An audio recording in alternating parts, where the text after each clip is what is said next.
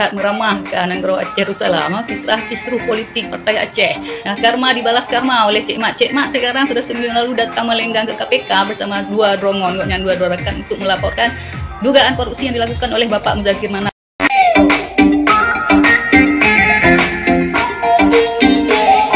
Assalamualaikum warahmatullahi wabarakatuh. Ralun bi ayyi makan. Semoga saudara sehat-sehat dan baik-baik saja. Tanggapi baju sabuh video daripada Cutpo. Cutponyo kemungkinan adalah pendukung daripada Umbus yang terguling pada kontestan Pilgub yang kau ikut. Sebenarnya Cutponyo dah kalian senang datat, bahkan buat pegah haba semangat, cukup semangat, karena kita berita bahawa Cik Mat dia lapor Muhalim ke KPK. Perlu berdepu oleh Cutponyo. Sama Cik Mat. Siapa Cik Mat? Kadang Cik Mat anak duri. Cik Mat adalah sosok daripada orang yang beraya dari Muhalim menjadi dua buah periode ke Bupati Aceh Utara. Dan Cik Matnya pun bukanlah seorang pemimpin yang haya datat di Aceh Utara. Bukanlah pemimpin yang membawa perubahan yang berarti dua periode memimpin Aceh Utara. Karena kami juga berasal dari Aceh Utara. Semasa kasus Tengkuliah Pasir Menteng, ketika kredit Majid Bank BPD yang akhirnya menyeret Tengkuliah Pasir ke dalam penjara, Cik Mat Nyoka disebut-sebut dan Tengkuliah Pasir meminta kepada Kejaksaan Bawah Tenyan untuk memeriksa Cik Mat.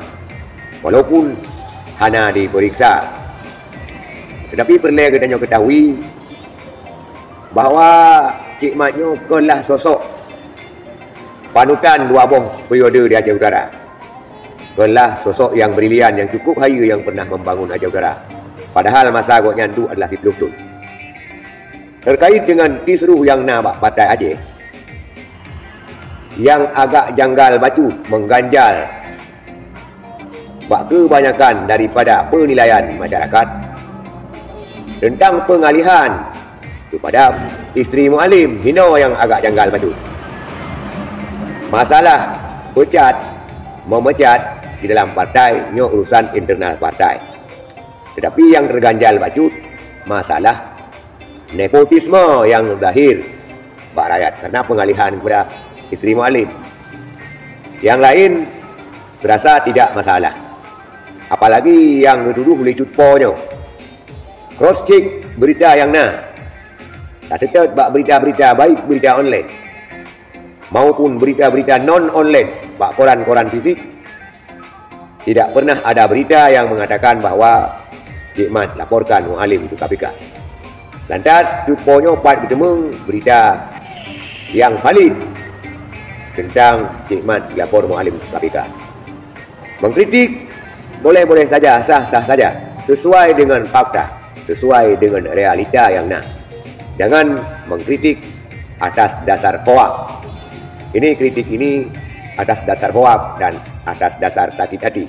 Kita lihat overacting, undercover dalam menanggapi statement bahawa Cik Mat melaporkan Muhalim ke KPK. Sekali lagi, berita daripada Cutponyo yang kemungkinan mendukung Umbus ini sungguh-sungguh tidak berdasar dan tidak mengetahui siapa sosok Cik Mat tersebut. Sekian, terima kasih. Assalamualaikum warahmatullahi wabarakatuh. Assalamualaikum warahmatullahi wabarakatuh. Get Tat meramah ke Negara Aceh Darussalam kisruh politik Partai Aceh. Nah, karma dibalas karma oleh Cik Mat. Cik Mat sekarang sudah seminggu lalu datang melenggang ke KPK bersama dua drongon dan dua rekan untuk melaporkan dugaan korupsi yang dilakukan oleh Bapak Muzakir Manaf. Nyo imbas dari mungkin beliau merasa terzalimi, jadi membalas zalim itu dengan zalim, ya. Cik Mat dipecat dari keanggotaan partainya di Partai Aceh dan anggota DPR-nya digantikan oleh Ibu Salma. Gebalah gebuka aib Muzakir Manaf dugaan korupsi sebesar penyuluhan salah 17 miliar yang harusnya diperuntukkan untuk kesejahteraan rakyat Aceh tapi disalahgunakan. Dan harapan kepada KPK di sana, kepada Gedung Merah Putih di sana, semoga bisa memproses ini secara hukum dengan adil ya. Walaupun Cik Mat hanya seorang masyarakat kecil sekarang dan beliau melawan seorang petinggi besar, tapi kamu tetap dukung Ron Cik Mat. Yang Ron lakukan adalah benar. Ron dukung Ron 1000%.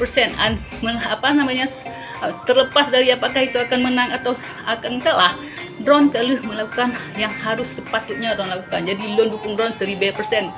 Cik Mat, semoga Ron menang ya. Semoga Ron menang. Amin.